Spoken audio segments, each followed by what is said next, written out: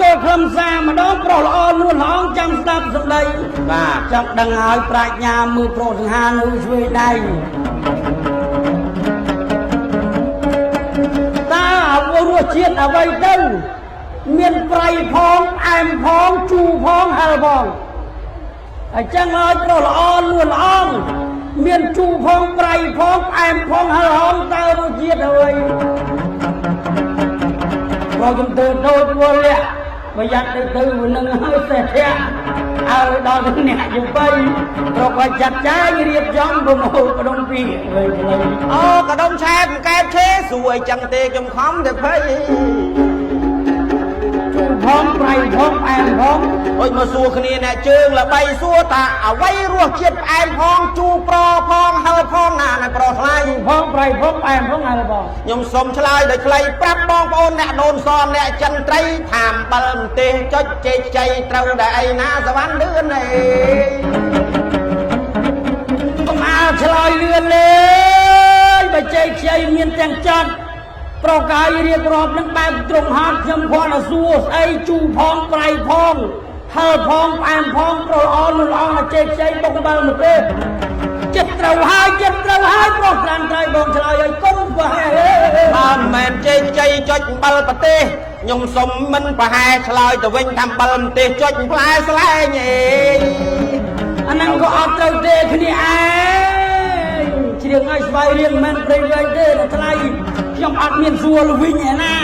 ប្រកាយប្រុសសង្ហាចាំទៀងសោតតាស្ដាប់ជាថ្មីរសជាតិប្រៃផងផ្អែមផងជូរផងហឹរផងដាក់បានអើលបងរាប់ប្រៃផងផ្អែមចកផងជូរផងណាប្រុសថ្លៃហឹរផងឯងចម្លើយនៅក៏ងងសម្លម្ជូរសាច់គោដាក់ម្ទេសចៃយកនៅប្រុសពីបើអស់សេចក្តីយកអាហ្នឹងហើយកុំសង្ស័យបើសិនជាត្រូវបងប្អូនមើលដីអ្នកចិនត្រៃផ្ទះដៃឲ្យតាទៅបៃមួយមកអូយខ្សោយណាស់ផ្ទះអត់សូវលឺសោះអើយដោយសារប្រុសឲ្យឆ្លើយមិនទាន់ត្រូវបន្តិចសោះគេប្រកាយជវីសង្ស័យដកដូរវិធីដកបោយខាងខ្ញុំស្ដាំដៃយ៉ាង$300សាក់លបងប្រាជ្ញានៃប្រុសល្បីហឹរផងជូរផងប្រៃផងផ្អែមផងណាអីគេរៀបរាប់អីគេមែនឡមកជូរឲ្យមិនប្រហែលឡមជូរគ្រឿងសាច់គោដាក់អំបិលម្ទេសអូស្មានខ្លួនឯងចេះឥឡូវប្រហែលចង់ប្រហែលឲ្យលាក់ប្រូថ្លៃបើសិនខ្លាយអានោះនេះក៏មិនត្រូវមិនមែនសវណ្ណលឿនមុខដូចឪខ្ញុំអីរឿងនឹងច្បាស់ងងប្រកាយមិនបាច់ទៅដល់ឲ្យសំឡមកជូរសាច់គោប្រកាយស្ដាប់កុំឆ្វេះមានតែជ្រក់ម្ទេសទេណាថ្លៃវាមានជូរផងប្រៃផងផ្អែមផងហឹរផងមិនក៏បងឲ្យយកអើទេអីនេះជូរតកោខ្ញុំរៀបបងប្អូនជាទីមេត្រីជាបៃថ្ងៃនេះទៅតែប្រលះគ្នាជាបៃពិបាករកចង់ជួនដឿនទេអើយបំបាក់មុខអីសិស្សបងក្តៅអីណាស់ទាំងរាត្រីឥឡូវសុំសួរមួយទៅទៀតសូមប្រុសឆ្លៀតសារជាថ្មីបាញ់មិញខ្ញុំចាញ់គេចឹងបានជាឪម៉ែនៅខាងចិនត្រីសូមឲ្យជួយទាំងដៃលប៉េះលប៉ោះអត់សូវទាំងដៃសោះប្រហែលអត់ទុកចិត្តចំណាយដួងសុគាទេណាលោកជាទីមេត្រីឥឡូវដឿនហើយអើយដឿនល្បីល្បឿនខាងសម្ដីសូមស្ដាប់ចម្រៀងយបៃខ្ញុំសួរនៃដូចតទៅ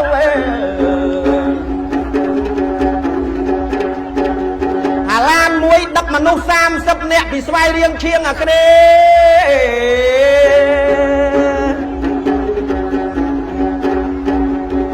អូតកង់ហ្នឹងមិនបាច់សួរឈ្មោះទេពីស្វាយរៀងឈៀងអាគ្នេសំដៅទៅភ្នំពេញ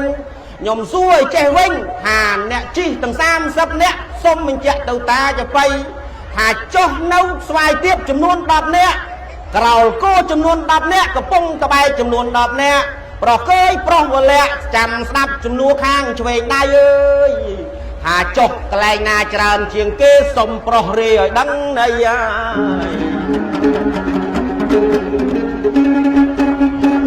ហើយកុំនិយាយរឿង300ហ្នឹងមកលោកឡំអីថ្លៃខ្ញុំលេងល្ខោនទេ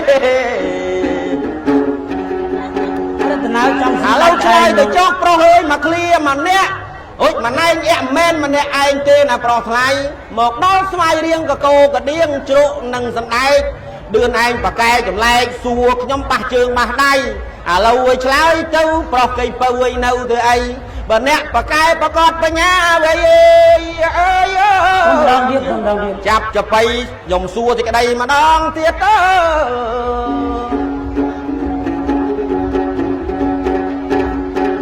អាឡានក្រុងមួយចេញពីស្វាយរៀងឈៀងអាគ្នាដល់កងគេអត់ប្រាប់ឈ្មោះទេថាចុះនៅខាងស្វាយជ្រុំស្វាយទៀបចំនួន10នាក់និងខ្ញុំបាទក៏សូមបញ្ជាក់ថា10នាក់ទៀតចុះក្នុងក្រៅគោ3នាក់30សំទោសសួរខុសទៅហើយចងោបាក់រកចុងជួនម្លេះលោកម្ចាស់ថ្លៃ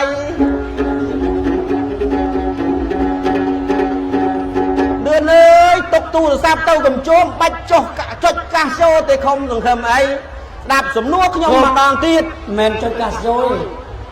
ប្រាក់បៀវត្តលូតចូល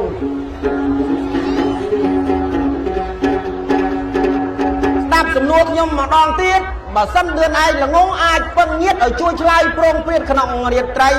ថាឡានមួយចេញពីស្វាយរៀងទៅភ្នំពេញស្ដាប់ហើយកុំធ្វើមាត់ស្ញែងថាចុះនៅស្វាយជ្រុំ10នាក់ខ្ញុំបាទឲ្យប្រាប់ទៅប្រុសវលៈចុះក្រោយគោ10នាក់10នាក់ទៀតចុះនៅកំពង់តបែកអូសំណួរហ្នឹងបែបត្រង់ផ្លែកតែសំណួរតែចុះកន្លែងណាច្រើនជាងគេណាប្រុសថ្លៃឆ្លើយទៅឆ្លើយទៅនៅសង្កត់ដងាប់អីសូមម្ដងទៀតច្បាស់មិនដឹងអាណាប៉ិនសួរដែលទាំងរៀបត្រីចុងជួនទៅបៃងាយរត់ទេសូមម្ដងទៀតបងអូនឈប់បងអូនដាក់សំណួរច្បាស់អត់ទេឥឡូវសូមដល់ទៀតងាប់ខ្ញុំហើយអ្នកសុខហើយរៀងដាក់ដល់ច្បាស់មែនទេ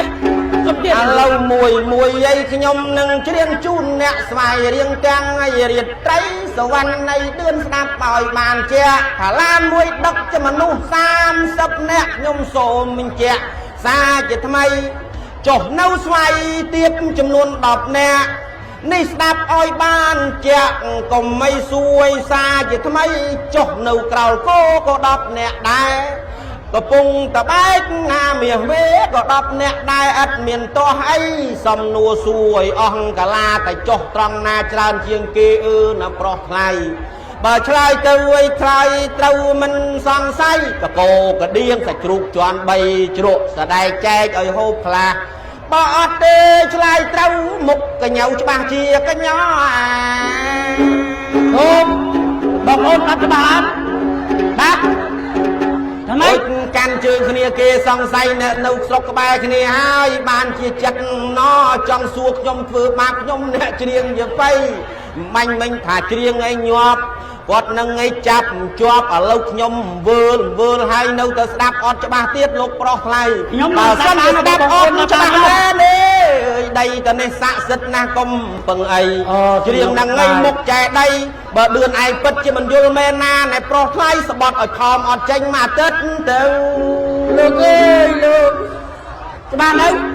បើខ្ញុំច្បាស់ជាបងប្អូនទៀត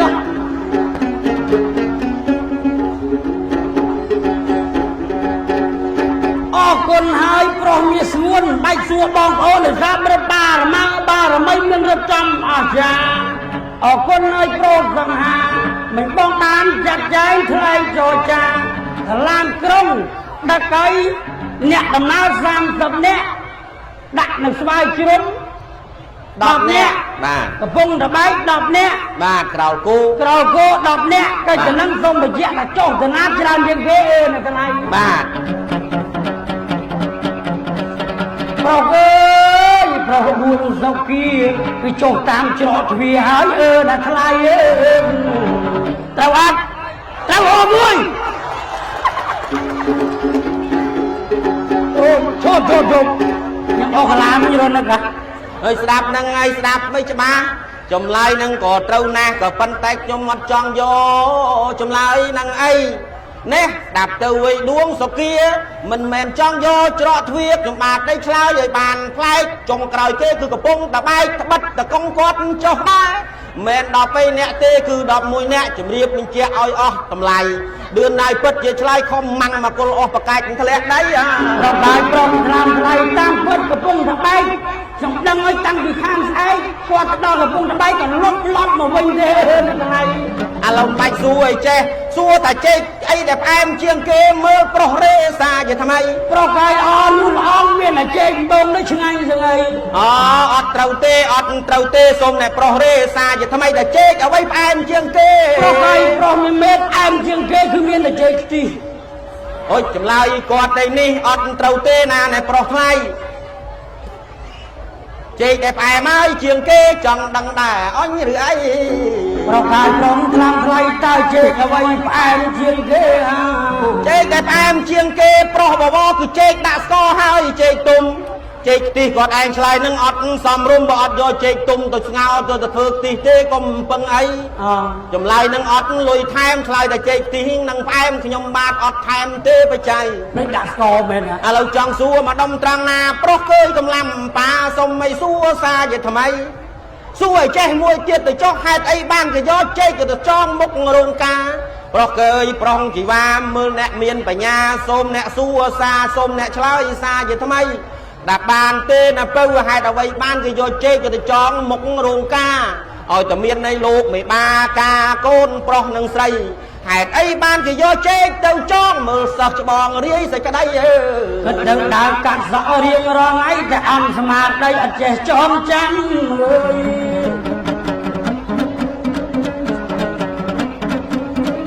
មិនថាស្រុកគេមិនថាស្រុកខ្ញុំឲ្យតើពិធីមង្គលការវេហៈទៅមង្គលការប្រុសល្អអីនៅសង្ហាគឺមានទាំងលោកតាអាចារ្យអ្នកផ្លូវចៅមហាមេតាតូចធំទាំងប្រុសស្រីតកូលស្បងជួបជុំញាតិផងយប់ថ្ងៃហេតុអីបានជាយកចេកមកចងប្រុសល្អនួនល្អដើម្បីសេរីសួស្តីអើយបងប្អូនអ្នកចិនត្រៃអត់ត្រូវទេកំសង្ស័យត្រូវកាត់បច្ច័យហើយមកពេលហ្នឹងស្ដាប់ទេអត់ច្បាស់ថាហេតុអីបានជាដូនតាយើងចាស់យកចេកទៅចងមុខរោងការបាទអូចមានអ្នកផ្លូវមានចៅមហាសំណួរគេសួរពីសារគាត់ឯងអត់ដឹងដល់អត់ដឹង20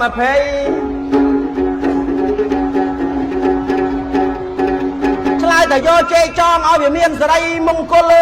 អើយចម្លើយនឹងបែបខ្ញុំមិនទាន់ដល់អត់យកទេនិមលឲ្យអ្នកចបៃណែស្ដាប់ណាសិស្សច្បង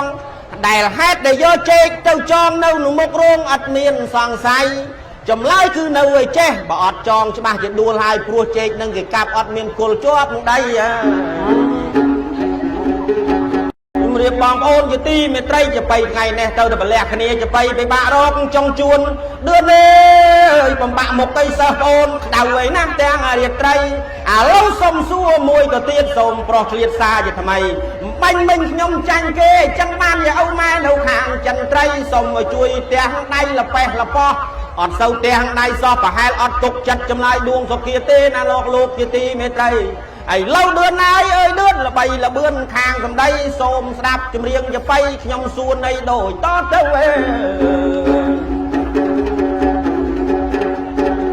អាឡានមួយដឹកមនុស្ស30នាក់ពីស្វាយរៀងឈៀងអាគ្នេ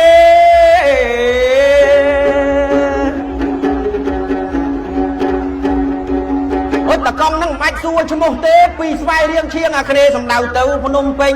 ខ្ញុំសួរឲ្យចេះវិញថាអ្នកជិះទាំង30នាក់សុំបញ្ជាក់ទៅតាចបៃថាចុះនៅស្វាយទៀតចំនួន10នាក់ក្រោលគោចំនួន10នាក់កំពុងតបែកចំនួន10នាក់ប្រុសកើយប្រុសវលាក់ចាំស្ដាប់ចំនួនខាងឆ្វេងដៃអើយថាចុះកន្លែងណាច្រើនជាងគេសុំប្រុសរេឲ្យដឹងណី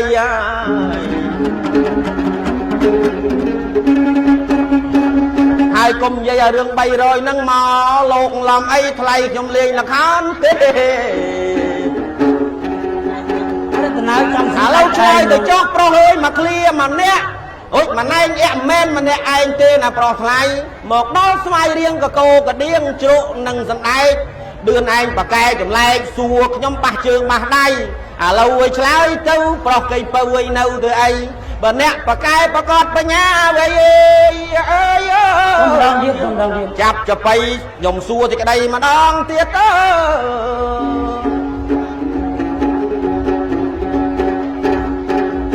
ลานกรองมวยจังมีสวายเรียงเชียงอ่ะคืนนี้แต่กล้องเกยอดปราบชมูเต้หาจ่อเนาคางสวายจรุมสวายตีบจำนวนดอกแน่นั่งขยมบ้ากับโซ่มาแจ๊หาดอกแน่ตีบจ่อหนุ่งกราวโกใบแน่สามสอบสมตุสัวขอกตะหายจะงูป้าเราจงชวนมาแล้วโลกมาจากอะไร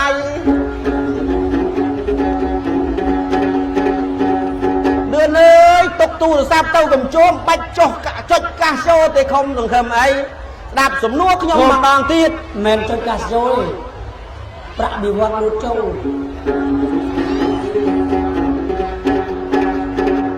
ดับสมนัวขยมมาดองตีดบ่ซ้ำเดือนไอ้ละงงอายปังเงียดเอาช่วยชลายโปร่งเปลี่ยนขนมเรียบไตรผ่าล้านมวยเจงมีสวายเรียงเต้าพนมเป้งดับไปกับเธอหมดยิ่งหาจ่อเนาสวายจรุมดอกเนี่ยยมบาดในปราบเต้าโปรหัวเละจ่อกราวโกดอกเนี่ยเตี้ยจ่อเนากระปุงตะไบโอ้สมนวนนั่งไปตรงไฟแต่สมนวนแต่จ่อกอะไรนาจรามเชียงเกนะโปรไฟชลายเต้าชลายเต้าเนาสมกอกเดืองอไปต้องมาลองเรียกก่อนใช่ไหมมันดังอนาปันสัวได้ละได้เตียงเรียกไตรจงชวนจะไปเงียรถเต้ต้องมาลองเรียกต้องโอนชนต้องโอนรับถึงนู้นบ้านอันนี้อะไรสมดังเรียกงอกขยมหายเนี่ยอันสบายเรียกเอ้ตั้งแต่บ้านไม่เลยเรามวยยัยขยมหนึ่งเชียงจูนเนี่ยสมัยเรียงจังไอเรียดไตรสวรรค์ในเดือนสนับปล่อยบานเจ้าถ้าลานมวยดักจะมนุษย์30เนี่ยยมโสมมินเจ้าซาจะทำไมจบเน่าสมัยเตียบจำนวนดอกเนี่ยนี่สนับอ้อยบานเจ้าก็ไม่สวยซาจะทำไมจบเน่ากราวก็ดอกเนี่ยได้ก็ปุงตะไบนาเมียเวก็ดับเนะได้อัดเมียนตัวให้สมนัวสวยอ่องกะลาแต่จกตรังนาจานเชียงเกนะปลอกไทยบ่ชายเตยชายเต้ามันสังไสกะโกกะเดียงใส่กรุกจวนใบจรุสะได้แจกไอ้โฮพลาบ่อดเตชายเต้ามุกกะเหนียวฉบังเชียกะย้อโอ้บอกโอนรัฐบาลบักทำไมการเชิงคณีเกสังไซเนี่ยนูสกบายคณีให้บานจีจัดนอจังสุกยมฝืนมากยมเนี่ยเชียงอย่าไปมันถ่าเชียงไอ้หยอบกดนั่งไอ้จับจอบเอาลูกยมเวิร์ให้นูแต่ดับอดจะบาเทียบลูกปลอกไหลแต่สั้นจะดับอดจะบาเลยได้แต่ในสะสิทนาคมปังไอเชียงนั่งไอ้มุกใจได้บ่เดือนไอ้ปัจจุบันยุลเมนาในปลอกไหลสะบัดอดคอมอดเจงมาเติร์ดเติร์ลูกเอ้ยลูกจะบ้านไหนบอกฉันจะบ้านฉันบอกโอนเลยหรอ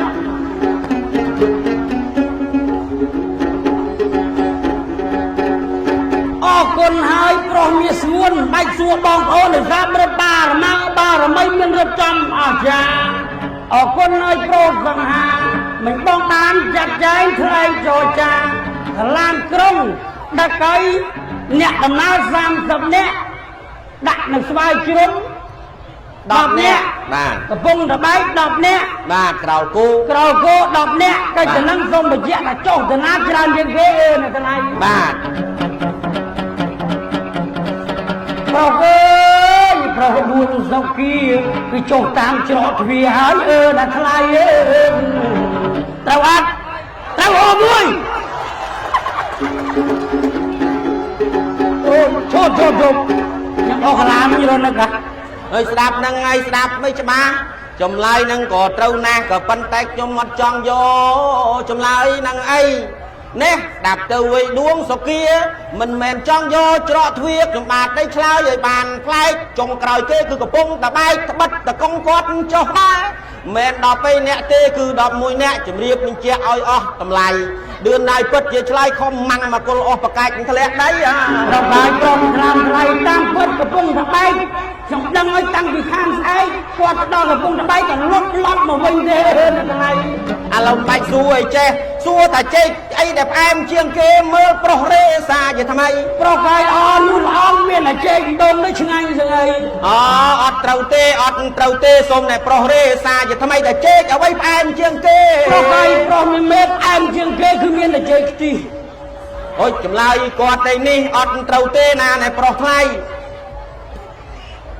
ចេកដែលផ្អែមហើយជាងគេចង់ដឹងដែរអញឬអី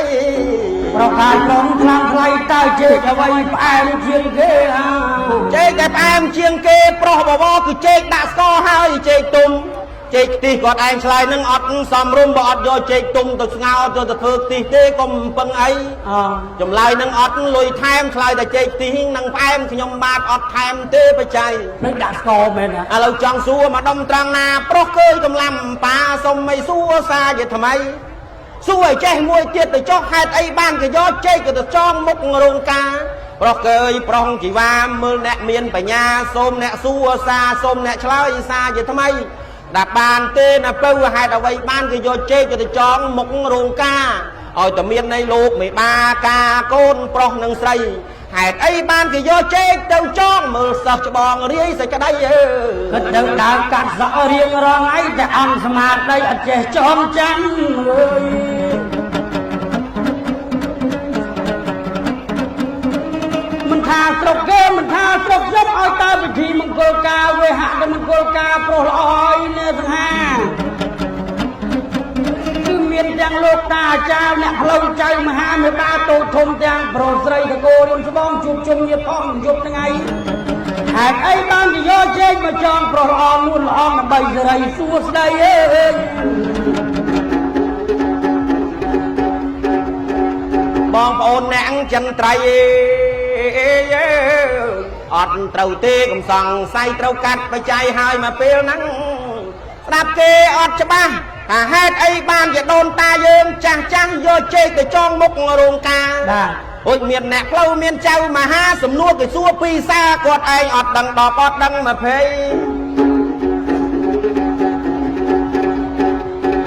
ឆ្លើយតែយកចេកចងឲ្យវាមានសេរីមង្គល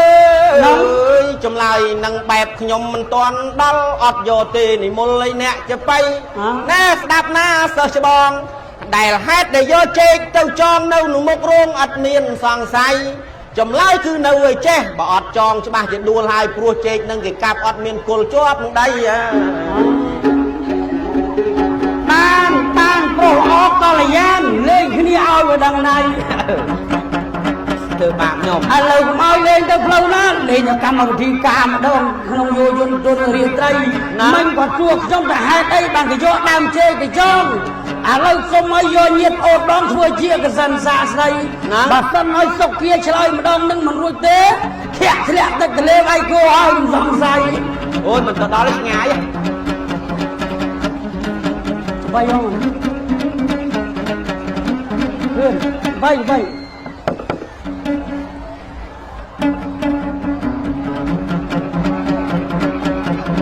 ឥឡូវកុំឲ្យឆ្ងាយពីកម្មវិធីមង្គលការអញ្ចឹងបងប្អូននៅលោកគ្រប់រូបបាធ្វើជាកសិនសាស្ត្រីមិនសួរថាដើមចេកហេតុអីបានគេយកចំមុខរោងការឥឡូវសួរអ្នកប្រុសប្រាជ្ញអាចមានបញ្ញាខ្ញុំឆ្ងល់ចំជាអស្ចារ្យរោងការណាក៏ដូចរោងការណាអញ្ចឹងប្រុសកាយប្រុសដាប់រោងការណាក៏ដូចរោងការណាទាំងវិបាតូចធំតកូនបាទ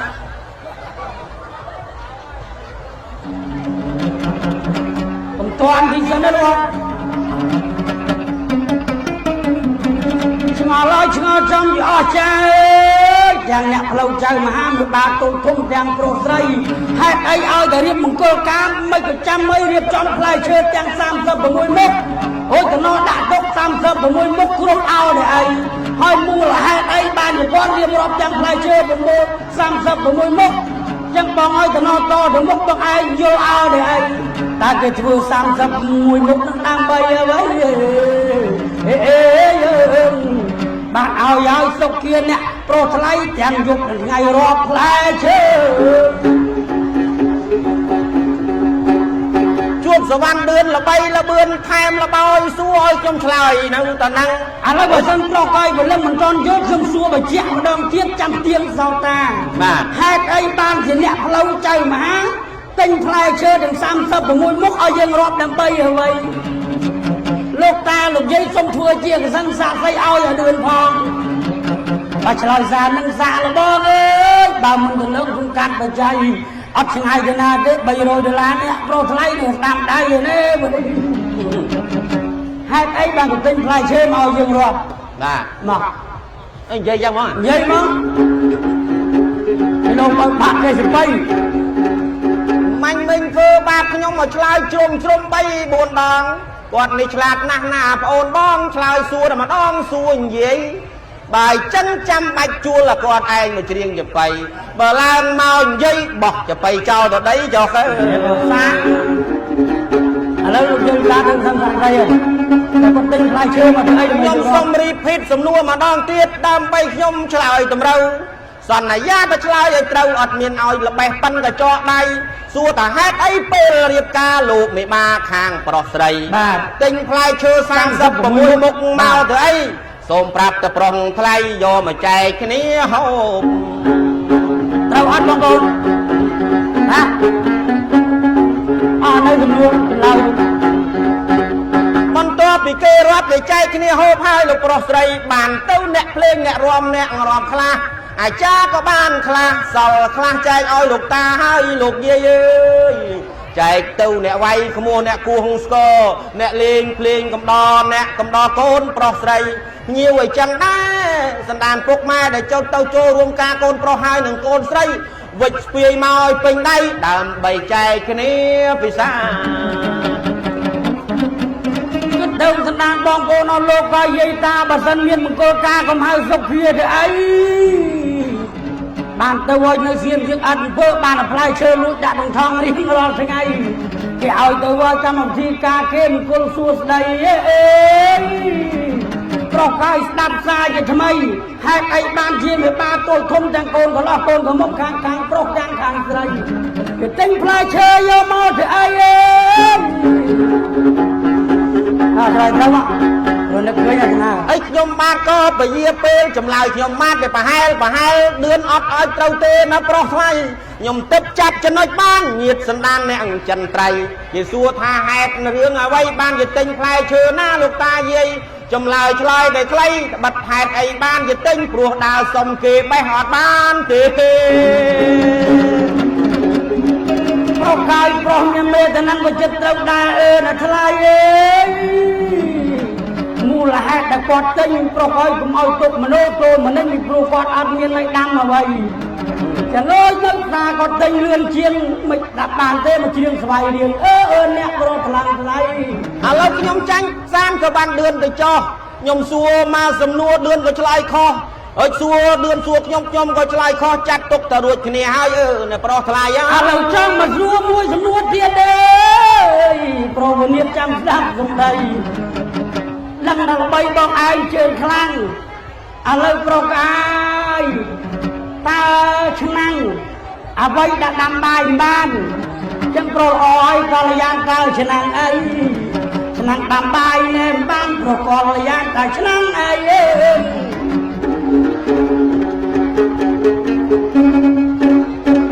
ខ្ញុំសូមឆ្លើយកាត់មួយម៉ាត់ដោយខ្លីឆ្នាំងអីដែលដាំបាយអត់បានបាច់គេត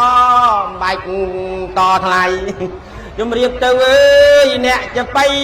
ជំរាបបងប្អូនអ្នកចិនត្រីតើឆ្នាំងអីដាំបាយអត់បានជំរាបទៅសន្តានតែឆ្នាំងដែលដាំបាយអត់បានខ្ញុំសូមជម្រាបសន្តានឆ្នាំងដែលដាំបាយអត់បាន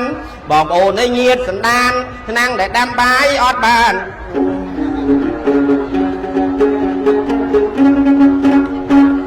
លឿន ឯងក៏សួរខ្ញុំមកឆ្លើយជាសម្ដីសូមជម្រាបបងភីសគុណធីនិងបងគុណធី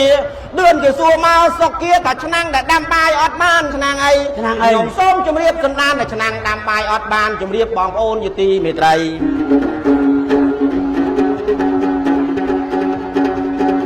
ចាំខ្ញុំលោកចាំខ្ញុំលៃថាឆ្នាំងអីដាំបាយអត់បាន